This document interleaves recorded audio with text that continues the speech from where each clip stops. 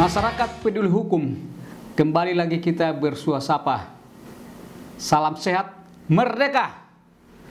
Saat ini kita, bangsa Republik Indonesia yang tercinta ini, merayakan hari ulang tahun kemerdekaan ke-77, di mana kita patut berbangga hati bahwa kita sampai saat ini masih tetap berada dalam suasana berjuang.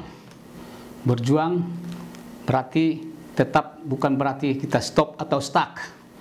Dimana kalau kita mengingat masa-masa lalu, yaitu pada masa penjajahan, terutama masa Jepang, kalau kita baca sejarah, begitu mengerikan atau begitu sakitnya perasaan melihat mendengar kejadian-kejadian pada saat itu, di mana para pejuang kita memperjuangkan kemerdekaan ini, bahkan banyak yang rela berkorban, hilang nyawanya demi bangsa ini.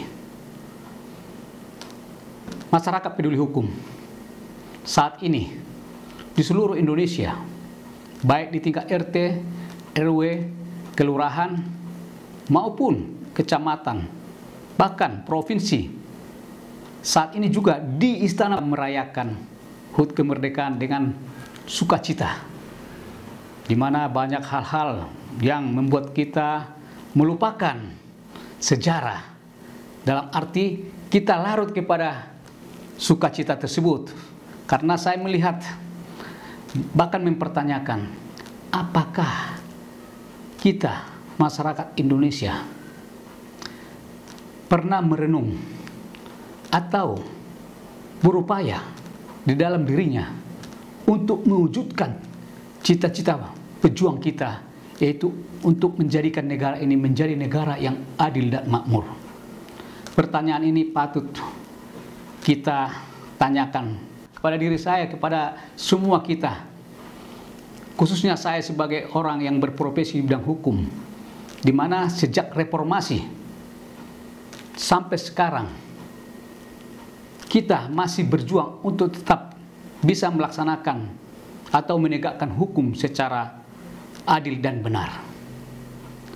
Pada saat zaman Orde Baru, hukum dijadikan alat atau instrumen penguasa untuk mensahkan perbuatannya. Bahkan saat itu, kebebasan memberikan pendapat saja, baik terhadap pers atau media ataupun masyarakat umum, sangat sulit. Setelah reformasi, hal tersebut kita dapatkan, di mana kebebasan itu justru saat ini bisa katakan terlampau bebas. Tetapi yang saya soroti saat ini adalah tentang penegakan hukumnya. Pada saat reformasi, baik pemerintah maupun masyarakat selalu mendengungkan atau menyatakan, jadikan hukum menjadi panglima. Ya, kita appreciate pada saat zaman reformasi telah ada KPK, Komisi Pemberantasan Korupsi, dibentuk untuk memberantas korupsi bersama dengan lembaga penegak hukum lainnya, itu kejaksaan maupun kepolisian.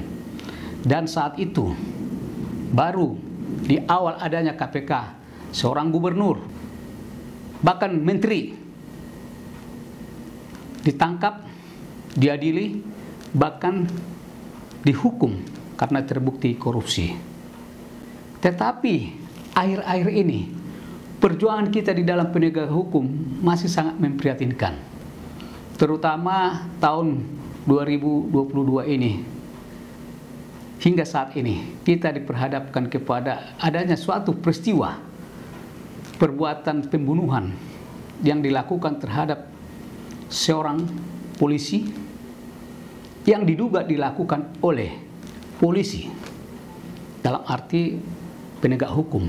Saya tidak membahas persoalannya, tetapi ini menjadi perbincangan di masyarakat, bukan saja hanya di kalangan penegak hukum, tetapi juga di masyarakat awam di bidang hukum. Bahkan ibu rumah tangga atau siapapun membicarakan ini. Terlampau panjang waktu yang kita habiskan untuk menyelesaikan masalah ini. Satu hal yang perlu kita ingat, terutama penegak hukum. Hidup ini adalah merupakan pengabdian, perjuangan. Mari kita mengabdi kepada bangsa ini.